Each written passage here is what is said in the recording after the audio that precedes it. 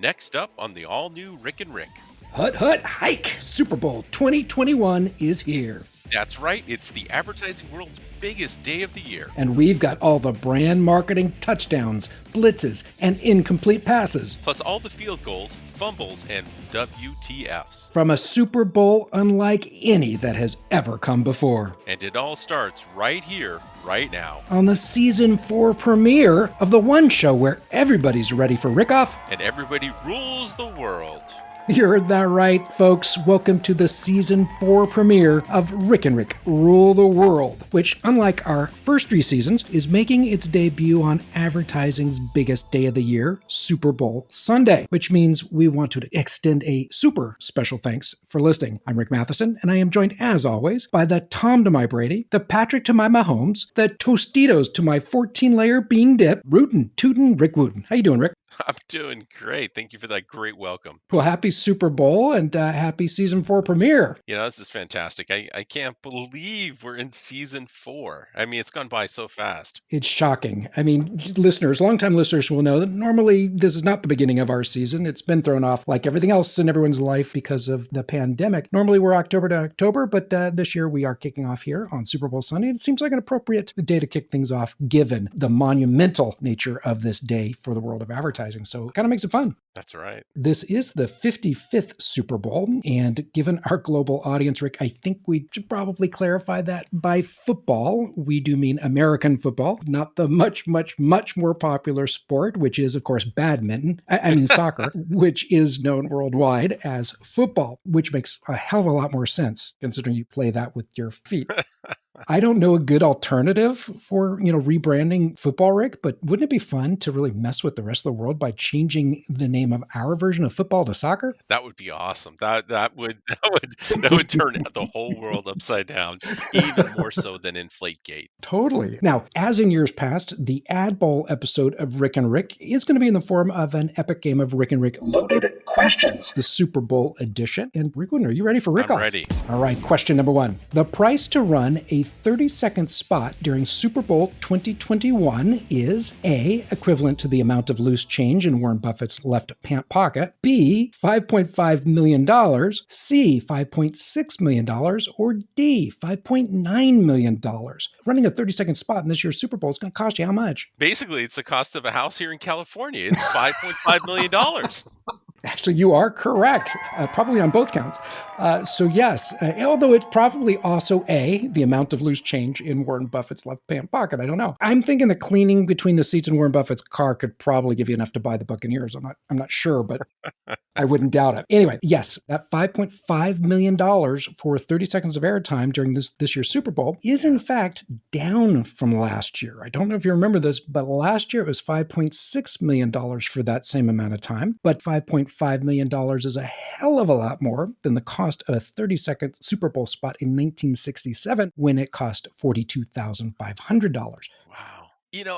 I'm not terribly surprised that the cost has come down this year. I mean, we've been impacted by so much. The flip side of that, though, is I bet you viewership will actually be up this year. I mean, it's not like people have other things to do, so we're all trapped at home, and they're going to watch the Super Bowl. Yes. And come on, you got Brady on there. I think, what is he, 43-year-old man who's going to be out there, winning. If he wins, this is what is it, his 5th or his 6th?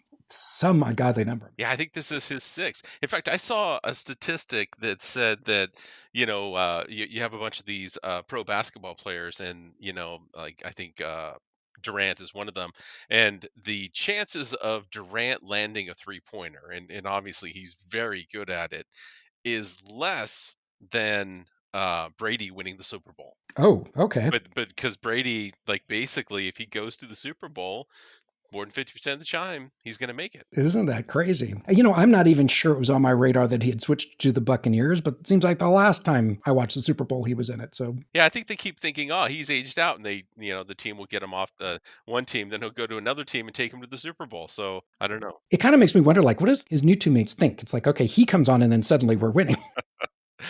Well, I remember there was a movie I watched many years ago. I don't remember which one it was, and basically somebody had done a deal with the devil, and out of the blue they were a rock star, right? It was just like this crazy thing. It kind of feels like maybe Brady's done some kind of deal with the devil here. Maybe given a certain friend of his. Speaking of Cheetos, have you seen the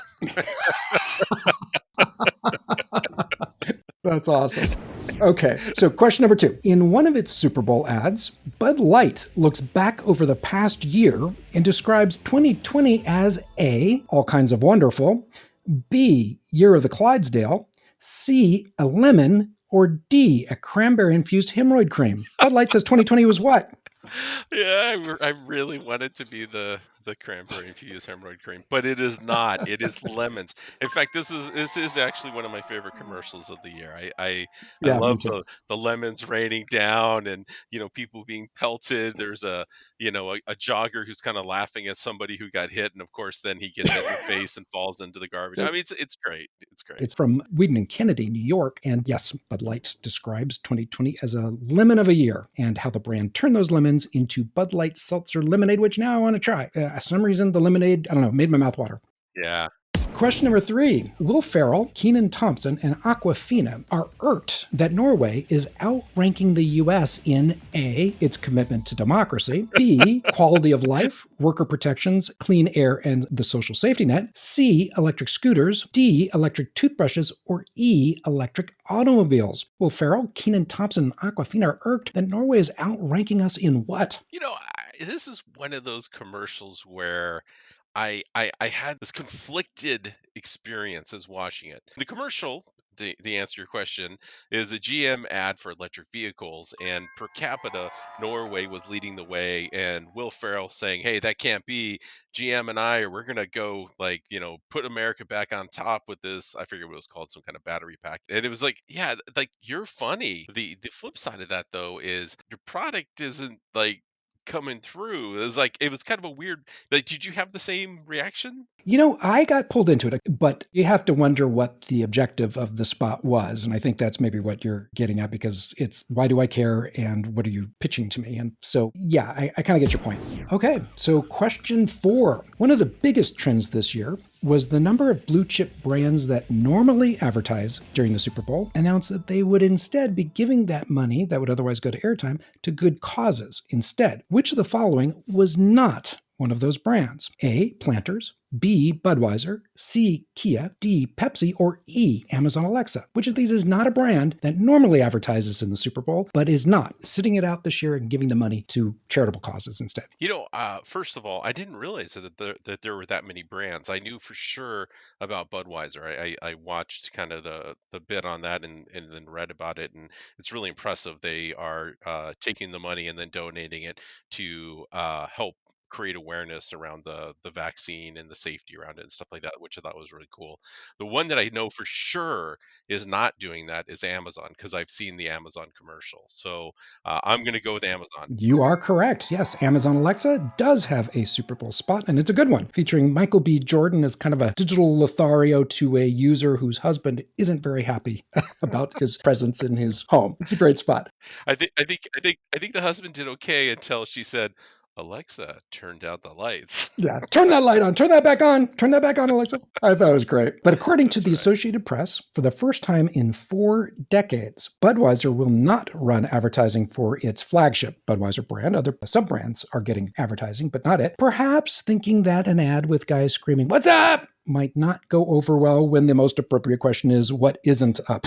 But Pepsi's flagship Pepsi brand has also pulled out, focusing instead on sponsoring the halftime show. Avocados from Mexico is sitting this year out, and so is Coca-Cola's Coke brand. Coca-Cola has been especially hard hit during the pandemic because it's the dominant power in crowded venues, movie theaters and stadiums and things like that. I don't know if there's a financial reason or if they're giving money to a good cause or what, but it's pretty amazing that these big hitters are not going to be in this year's Super Bowl. All right, question number 5. On the flip side of that, to pick up the slack from those big brands that decided to sit out this year's Super Bowl, several younger brands are jumping in. Which of the following is not such a brand? A, Triller, B, Parlor, C, Vroom, or D, Fiverr? Which of these brands isn't jumping into the Super Bowl for the first time? Well, the others are. I'm going to guess Parlor.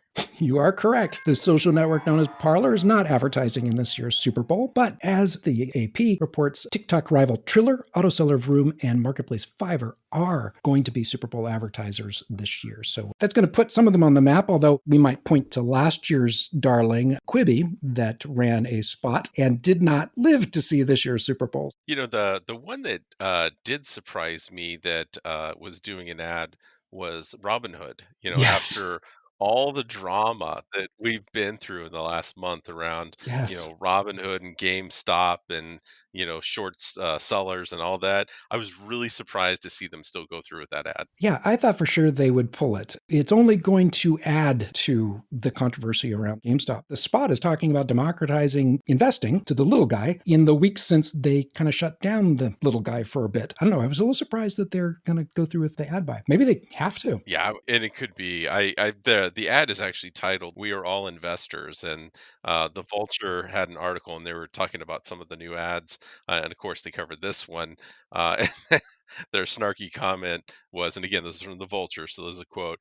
Well, everyone couldn't last week when it was restricted trading on GameStop. Right. Don't worry, this art has already been lambasted on Twitter. So, anyways, they're being called out already. All right, next question. Which brand profiles Paralympian swimmer Jessica Lange in a poignant spot called Upstream? Is it A, Microsoft, B, Toyota, C, Skechers, or D, Pringles turducken flavored potato chips? That was Toyota. I thought this was a really nice feel good video where they're kind of showing some parents that were kind of going through this adoption process, and they got a call and said, well, we have a child that needs a home, but the child doesn't have the use of its legs, and the parents were just like, that's fantastic. Send the child over. We want this child, and they kind of chronicle this child growing up over the years and becoming an Olympian. Yeah, this is a very well produced, highly emotive spot from Saatchi and Saatchi, and it's for Toyota's sponsorship of the Olympics and the Paralympics. And it's an incredibly well done spot, and it gets you right there. So I thought this was great. Touchdown, Team Toyota and Team Saatchi and Saatchi. No, it was fantastic. All right, next question. Scott's Miracle Grow enlists celebrities like Martha Stewart and a very bald John Travolta to help you A, keep growing, B, keep dancing, C, keep texting, or D, keep away. Scott's Miracle Grow wants to help you do what? I'm going to say keep dancing. That's probably what I would have guessed, but no. In this instance, Scott's Miracle Grow and agency VaynerMedia want you to keep growing that beautiful backyard you've rediscovered while being stuck at home for the past year. And there is a moment in this spot where John Travolta and his daughter are producing a TikTok video showing that growing can include busting a few moves on the lawn for your followers on TikTok. According to Martha Stewart, Travolta still got it. I actually passed through this commercial once and somehow took it as a spot for TikTok. I don't know how or why, but I kind of just breezed through it and thought, oh, okay, they're doing a spot. Okay. It's only because we're doing this episode and I went back to look at it that I realized, oh, it's for Miracle Grow. Yeah, I can see that. All right, next question. I thought of you when I saw this spot. So last year, it was MC Hammer and Can't Touch This for Cheetos Popcorn. This year, San Francisco-based Goodby Silverstein and partners have Ashton Kutcher and wife Mila Kunis singing which of the following for Cheetos Pop Mix? A, I Heard It Through the Grapevine by Marvin Gaye. B, You Give Love a Bad Name by Bon Jovi. C, It Wasn't Me by Shaggy. D, Cry Me a River by Justin Timberlake. Or E, A Few of My Favorite Things by Anna Kendrick. Which of these do Ashton Kutcher and Mila Kunis sing to promote Cheetos Pop Mix? God,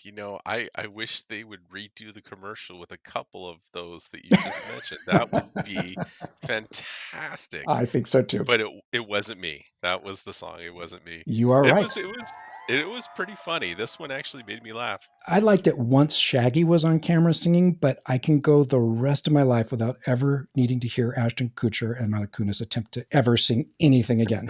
No offense to them. They're both talented That's actors, but awesome. singing, yeah, that was kind of painful for me.